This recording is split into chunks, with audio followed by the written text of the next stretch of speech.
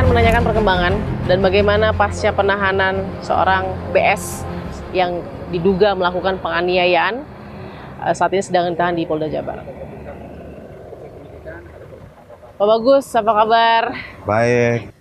Pasca BS ditahan di Polda Jabar, betul ya Pak, ditahan di Polda Jabar ya? Karena kan kemarin sempat ada seliweran begitu di mana sih sebenarnya ditahannya si BS ini gitu. Tapi benar di Polda Jabar. Betul, sudah kita tahan. Kita sudah keluarkan surat perintah penahanannya. Oke, ini dugaan penganiayaannya jadi terhadap anak di bawah umur atau terhadap orang dewasa jatuhnya? Jadi gini Mbak, ada dua laporan polisi. Ya. Yang pertama itu adalah saudara CAJ. CAJ? Ya, Oke. CAJ ini sudah 18 tahun. Kemudian yang kedua saudara MZ. MZ? Ya, MZ ini masih di bawah umur. Oke. Umurnya 17 tahun. Oke. Jadi dia diwakili oleh orang tuanya, saudara MZ, orang tuanya. Ya. Jadi memang terjadi penganiayaan tersebut pada tanggal 1 Desember 2018, Mbak. Kemudian dia mendatangi Polres Bogor untuk lapor karena dia merasa hak asasinya teraniaya, kemudian dirampas kemerdekaannya, kemudian dia mengalami kesakitan yang luar biasa. Kita boleh lihat Pak kronologinya mungkin seperti apa, ada kronologi dari pihak polisian seperti apa kedatangan mereka. Baik Pak Bagus, tadi sampai di penjemputan ya di tanggal 1 Desember 2018. Nah, lalu apa yang terjadi Pak Bagus setelah itu? Nah, kita lihat. Ya, kita bisa lihat di sini bahwasanya pada tanggal 1 Desember pukul 10.30 saudara CAJ dijemput oleh 5 orang tersangka. Ini ya, santrinya semua. Iya. Ini 2 mobil, kita bisa lihat di sini menggunakan mobilnya Toyota Land Cruiser warna hitam ya Mbak, B1 MPR. Dijemput masih wajahnya tidak terjadi luka ya, CAJ. Kemudian pada saat penjemputan ini kita ambil fotonya ini dari HP, dari orang tua CAJ, ya. Kemudian yang bersangkutan pada saat itu orang tuanya keberatan. Kemudian MAB melakukan telepon kepada saudara BS. Atas perintah saudara BS, ya sudah, kalau memang keberatan sekalian dibawa orang tuanya. Jadi orang tuanya CAJ ini mengikuti dari belakang, beriringan sampai ke dengan 2 mobil ya Pak ya? Iya, 2 mobil. Kalau bapaknya pakai mobil sendiri, yang menjemput 2 mobil. Jadi ini sampai di pondok pesantrennya BS. Berapa lama itu Pak dugaan penganiayaan terjadi itu? Jadi penganiayaan itu begitu datang, diinterogasi, sudah dilakukan penganiayaan sampai jam 3 berhenti, kemudian diperintahkan untuk ke belakang, mereka untuk dilakukan duel. Apabila tidak melakukan diminta berduel? Iya, dipaksa untuk berduel antara CAJ dan MZ. Ya, lalu setelah itu baru dibawa ke dalam rumah. Ini terjadinya semua di Ponpes Tajul Alawiyin di Kemang milik BS. Ya. Setelah itu istirahat, mereka cuci-cuci semua luka-lukanya, ya. Kemudian diganti bajunya milik santri. Mereka saudara MZ ini dibawa ke tingkat 2. Di situ dilakukan pemukulan lagi oleh 20 santri dan 3 orang tersangka. Kesaksian dari CAJ dan MZ. Iya, betul. Oke. Lalu kemudian Pak? Setelah itu pukul 17.30 mendekati maghrib mereka digundul. Dua-duanya dicukur gundul ya. Setelah itu sempat terhenti karena saudara BS istirahat. Istirahat, mereka masih diinterogasi dengan yang lain. Jam 11 malam, jam 10 saudara BS ini bangun, jam 11 malam dipulangkan. Dipulangkan karena CAJ ini orang tuanya IS mengikuti, langsung dititipkan ke bapaknya. Baik. Lalu kemudian Saudara MZ hanya diantar oleh santrinya di tengah jalan, diturunkan sehingga saudara MZ minta tolong ke orang yang lewat ya? sekitarnya itu. Iya. Nah, video ini sudah dikonfrontasi juga dengan BS. Sudah kita dalam pemeriksaan kemarin kita konfrontir, kita tanyakan. Nah, BS mengaku bahwa mirip.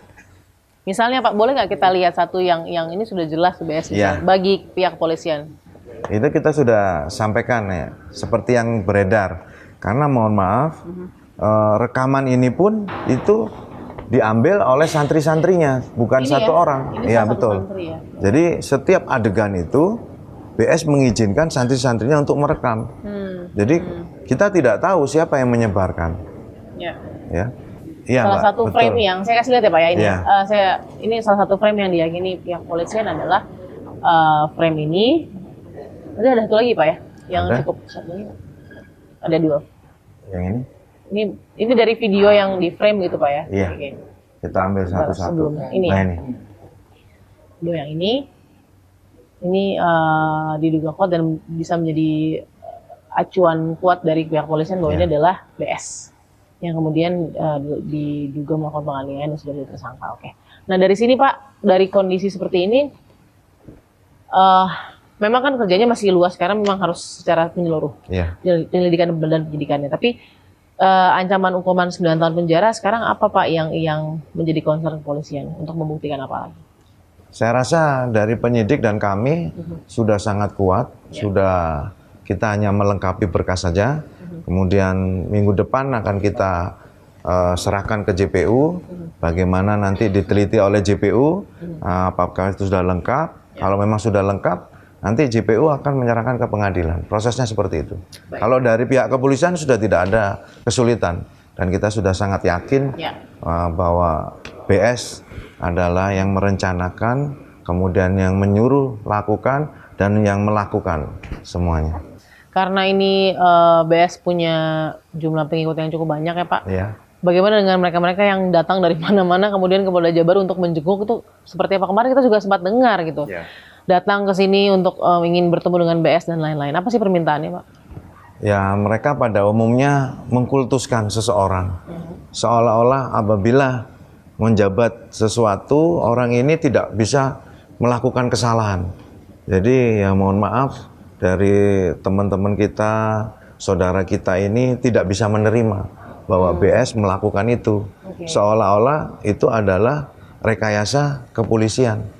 Jadi kami tunjukkan bahwa kami profesional, kami mengambil dari laporan, kemudian alat bukti, baik dari HP, kesaksian, ada persesuaian, sehingga kami bisa melakukan penahanan. Baik, terima kasih Pak Bagus sudah memberikan informasinya yang luar biasa padat, jelas, dan berisi ini kepada kami. Mudah-mudahan aktualitas ini bisa ditangkap dengan baik.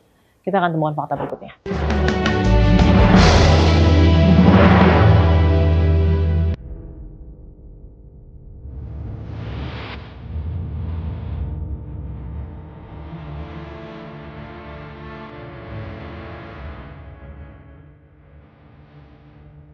Pemirsa, fakta juga harus mendengar bagaimana suara dari tim kuasa hukum Habib Bahar bin Smith dalam proses penahanan sedang terjadi saat ini di Polda Jabar, dan bagaimana kemudian menghadapi pasal berlapis saat ini dengan hukuman ancaman tahun penjara 9 tahun. Kita mau tanya ke Bang Muhammad Kamil Pasha ini sebagai tim kuasa hukum. Apa kabar Bang? Alhamdulillah baik, Mbak Bagis. Assalamualaikum. Waalaikumsalam warahmatullahi wabarakatuh. Ini kita harus tanya dari kuasa hukum karena prosesnya kan sekarang penahanan sudah. Dari penahanan saja sebenarnya ada keberatan nggak dari tim kuasa hukum? Ya sebenarnya ini kan penahanan ini berlebihan lah kalau kita lihat. Pertama apa? Panggilan saja ini padahal Habib Bahar belum diperiksa, panggilan pertama sudah dalam status tersangka. Itu pun kami datang dengan itikat baik, ingin menjalani proses gitu kan, siap atas segala konsekuensinya. Itu kan suatu bukti bahwa itu ada itikat baik ya kan. Nah, kalau masih ditahan itu alasannya apa gitu?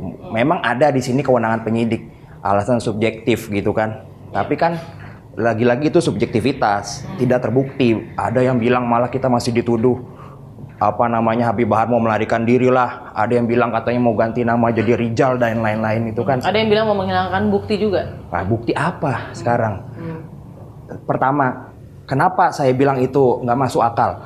Polisi panggilan pertama sudah menetapkan Habib Bahar sebagai tersangka. Artinya apa? Polisi minimal sudah punya menurut penyidik 2 alat bukti yang cukup gitu kan, makanya bisa menetapkan sebagai tersangka. Nah, apa yang mau dihilangkan lagi oleh Habib Bahar? Gitu kan kira-kira. Jadi penahanan sendiri sudah keberatan ya? Iya dong. Penangguhannya dimintakan nggak dari tim kuasa hukum? Iya, kemarin kita sudah masukin surat penangguhan penahanan gitu ya. Ya pertama itu alasannya ya Habib Bahar selain kita karena keberatan masalah hukumnya, juga Habib Bahar itu punya namanya mah kronis gitu ya. Nah itu kan kurang baik kalau di dalam, tentu penanganan kesehatan lebih baik kalau di luar. Dan juga para ulama, habaib dan tokoh-tokoh masyarakat di Jawa Barat sendiri sudah bersedia sebagai penjamin. Ini ada press release yang sudah secara resmi dipublish oleh Polda Jabar. Ini bagaimana Kamil bisa menjelaskan sampai ada keterangan saksi korban dengan saksi yang kemudian secara point by point dijelaskan dalam press release? Ya intinya kami dari penasihat hukum nggak ngerti ini. Nggak ngerti. Polisi bikin press release ini atau kronologis ini dari mana. Yang jelas tadi setelah kami lihat sekilas ini bukan bersumber dari BAP Habib Bahar, karena kan kami lihat bandingkan sendiri apa artinya dampingi Habib Bahar dari BAP sampai masuk ke tahanan. Nggak ada ini keterangan dari Habib Bahar ini. Oke, jadi ini semua dari kesaksian 2 korban ya, atau dan juga pihak ayah dari. Nah begini, korban. Kami nggak tahu juga ini sumbernya dari mana gitu kan. Artinya gini, kalau memang polisi merasa sudah dapat keterangan dari yang diduga korban atau dari saksi-saksi lain atau bukti-bukti lain, ya kan, dan merasa memang Habib Bahar patut dinaikkan perkaranya, ya silakan cepat limpahkan ke kejaksaan gitu kan, biar P21 langsung bersidang, jangan terlalu banyak berbuat opini dan lain-lain gitu kan, karena tugas penyidik itu apa ya? Penyidik itu kan penyidikan, mencari siapa tersangkanya. Nah kalau sudah menurut polisi tersangkanya udah dapet, silakan naikkan, bukan tugas polisi membuat opini-opini gitu. Saya juga harus klarifikasi ini, mungkin bagi Mas Kamil ini opini, tapi klarifikasinya adalah begini. Ada poin dari pihak kepolisian yang mengatakan kami sudah menanyakan kepada yang bersangkutan, yaitu adalah Habib Bahar, apakah benar orang di dalam video ini adalah Anda, tapi kemudian dikatakan dari kepolisian Habib Bahar tidak mengakui. Nah, dari kuasa hukum ini benar nggak ada statement dari Habib Bahar seperti ini? Ya, waktu BAP itu kita kira Habib Bahar intinya ya ini ya kalau menantang lah tanda kutip, ya silakan polisi buktikan kalau memang saya salah gitu. Jadi kita nggak bisa bilang ini ya Habib Bahar atau bukan gitu. Dari apa yang sudah dihasilkan pihak kepolisian, menurut Mas Kamil kapan nih mulai akan proses P21 dan lain-lain, kan pasti akan dalam waktu dekat mungkin saja. Ya itu tadi menyambung statement saya tadi, ya kalau memang udah lengkap kami dorong malah. Lebih cepat gitu kan, karena asasnya ini kan apa? Asas peradilan itu kan cepat, sederhana, biaya ringan gitu kan, kira-kira gitu. Nah itu harus konsen semua pihak, baik dari penyidik, nanti kalau kejaksaan, pengadilan, termasuk juga penasihat hukum, nggak mau berlama-lama gitu kan. Jadi tim kuasa hukum justru mendorong ada pengadilan ya? Iya, kalau memang betul kalau memang. Tapi membuka juga jalan misalnya mediasi. Ya itu strategi kita bisa tempuh segalanya. Tapi kalau pihak polisi merasa ini udah cukup semua, silakan naikkan. Posisinya kan Habib Bahar ini kan, katakan bahwa video yang diduga Habib Bahar melakukan dugaan penganiayaan ini kan tersebar. Merasa dirugikan dong. Merasa dirugikan, merasa menjadi ini suatu musibah juga dan ujian. Nggak ada niatan untuk melapor balik. Nah begini permasalahannya. Kan kita lihat juga statement polisi bahwa polisi sudah menyita barang bukti, berbagai barang bukti. Salah satunya ada video-video gitu kan. Nah itu kita pertanyakan juga. Katanya itu video ada dalam penguasaan pihak kepolisian atau pihak penyidik. Kok bisa beredar di masyarakat? Itu juga memang kami pertanyakan juga gitu. Artinya jadi rancu, apakah memang sesuai itu video yang ditahan atau di dalam genggaman pihak kepolisian dengan yang beredar di masyarakat. Jadi kan ini masyarakat menduga-duga itu bukan sih videonya gitu kan. Ya paling yang bisa kami sampaikan itu gitu. Ya kalau memang itu isinya kok bisa beredar kira-kira gitu. Baik, terima kasih Mas. Terima kasih Mbak sudah memberikan waktunya ya.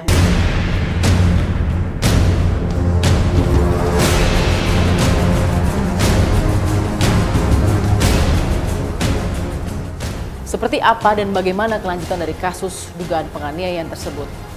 Yang perlu kita ingat adalah Hukum sama untuk semua, apapun status dan kedudukannya. Saksikan terus Fakta setiap hari Senin pukul 20 waktu Indonesia Barat bersama saya, Balkis Manisa.